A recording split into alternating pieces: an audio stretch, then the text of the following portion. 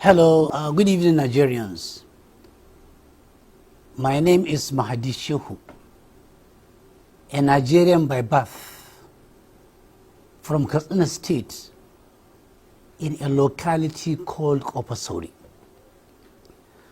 This outing and clip is titled Extreme Poverty in Nigeria. Where are the sheikhs, the malams, and the ulamas?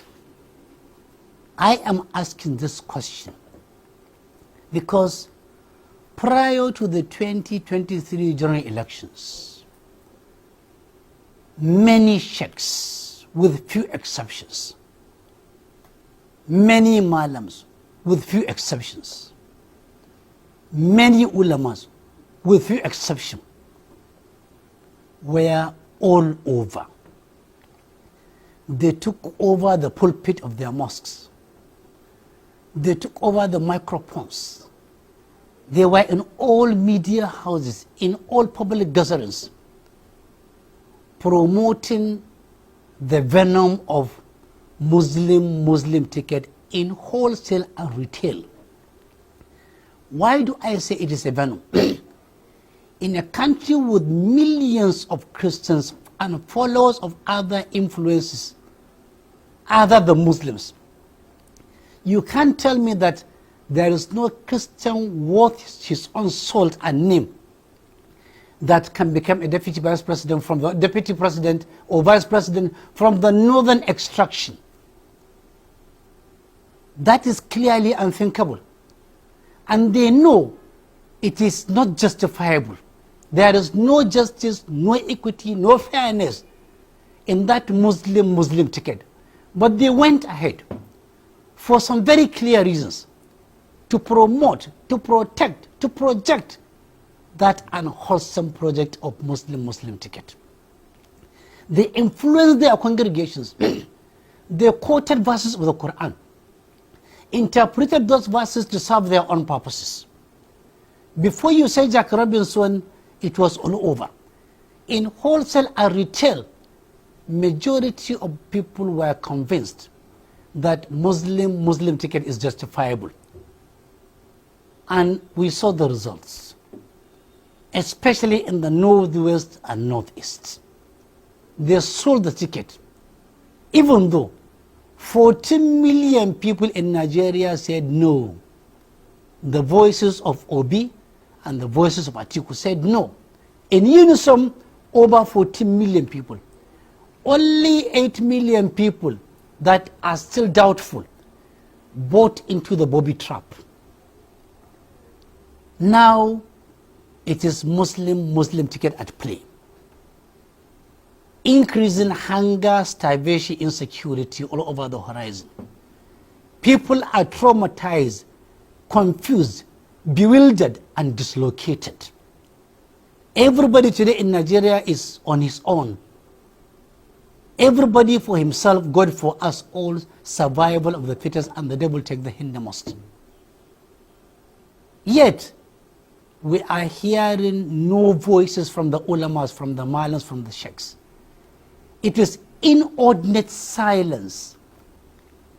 We only saw them going to Niger to plead for war not to go on.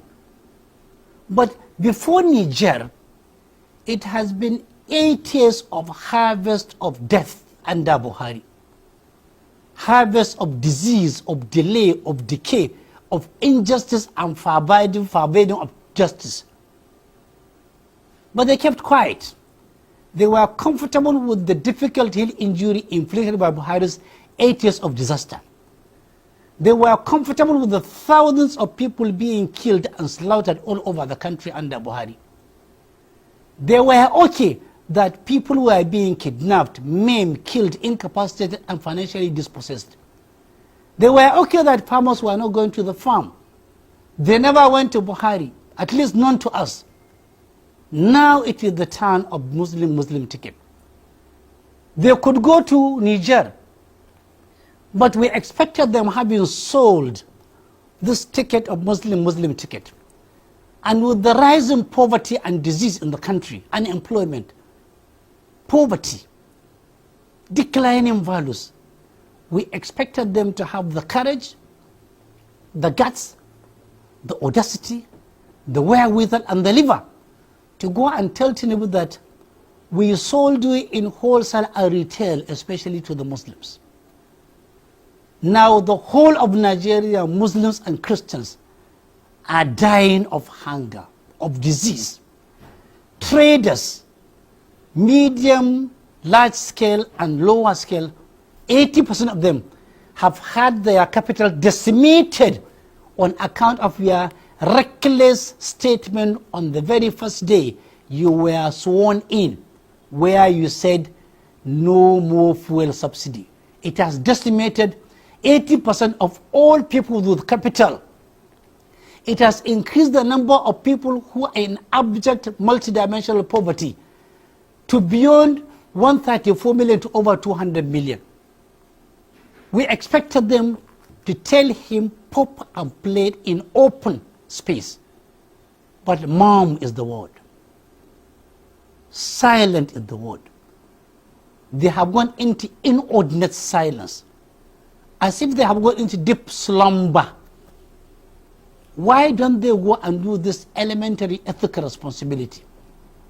Ulamas, sheikhs, malams, don't forget, if you are looking away now, at a time when the Tinubu's regime is inflicting injury on majority Nigerians and decimating them, if you are looking away because you are comfortable, if you are looking away because you are rich, if you are looking away because you have shelter beautiful and over your head, if you are looking away because of the various automobiles, including bulletproofs at your own possession, if you are looking away because your children go to the best schools, if you are looking away because you can afford health care and food, do know that nothing is permanent.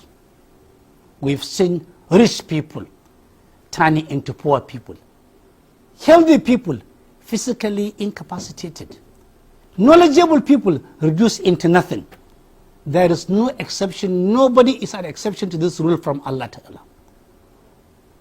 If you can't talk now, you will definitely talk. Willy-nilly, now and wakarhan, whether you like it or not. On Judgment Day, ulamas, malam, sheikhs, alarammas, along with rich men, people endowed with wealth, along with leaders elected and appointed and those who inherited power,